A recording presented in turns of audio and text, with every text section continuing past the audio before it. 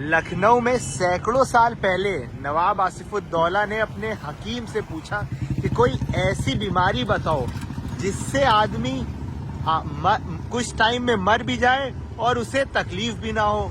और वो बीमारी क्यों पूछ रहे थे? क्योंकि खुद लोग कहते हैं कि वो अपने दोस्त की वजह से डिप्रेशन में थे।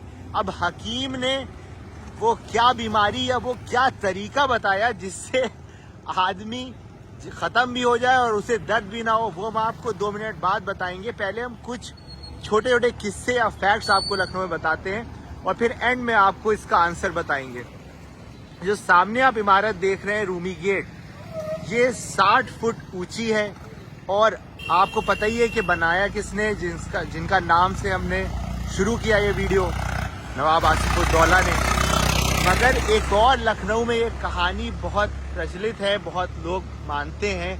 अब इसका कोई ये तो नहीं पता, ये मतलब इसका फैक्ट चेक तो कोई नहीं कर सकता। ये सब लखनऊ के आम लोगों में ये कहानियां हैं कि ये जब इमारत बनाई जाती थी तो ये सुबह बनाई जाती थी, और क्योंकि ये बनाने का मकसद ही यही था कि लखनऊ में अकाल आया था। आप समझ लीजिए उस टाइम का जो वो क्या अनरेगा जो अभी कुछ चलता है ना, जो है कि स्कीम गवर्नमेंट की कि भाई लोग आते हैं, सड़कें या ये सब बनती हैं, इससे रोजगार मिलता है, ये उस टाइम का वो मनरेगा था समझ लीजिए।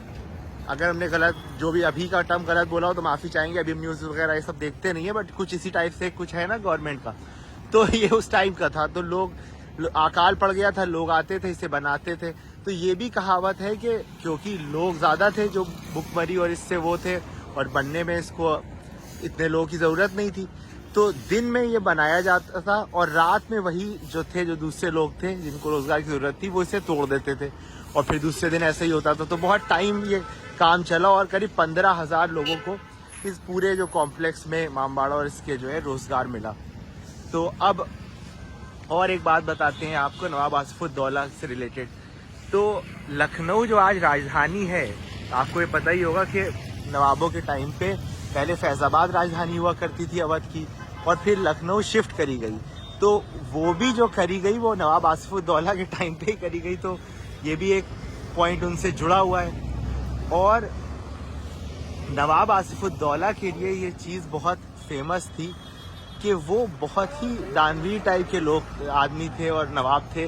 तो कहते थे कि जिसको ना दे मौला उसको दे नवाब आसिफुद्दौला, ये लखनऊ में कहावत थी। तो जब लोगों ने उनको ये बताया कि आपके वहाँ ये कहावत बहुत मशहूर है, लोग ऐसे कह रहे हैं, तो उन्हीं ने कहा कि भाई जिसको ना दे मौला उसको क्या देगा आसिफुद्दौला। तो आप समझ रहे हैं, तो इतने हम्बल आदमी थे वो।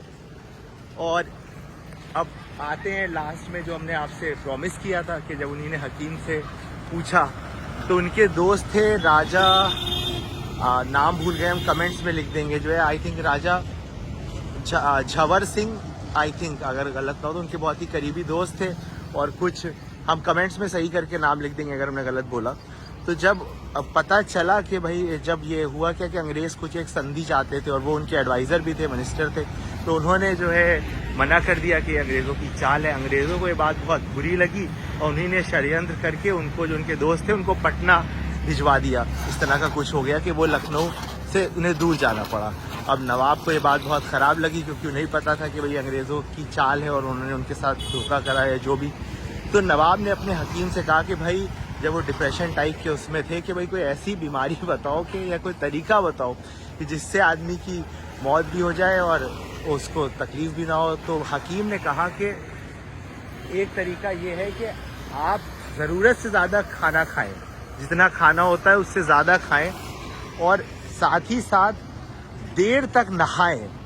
तो ये कहते हैं कि वो उस तरह के अपने गम में थे अपने दोस्त के, कि वो खाना जितना खाना चाहिए उससे बहुत ज़्यादा खाने लगे और गोमती में घंटों नहाया करते थे कि भाई अब ये तकलीफ़ दूर हो। तो चलिए ऐसे ही लखनऊ के छोटे छोटे किस्सों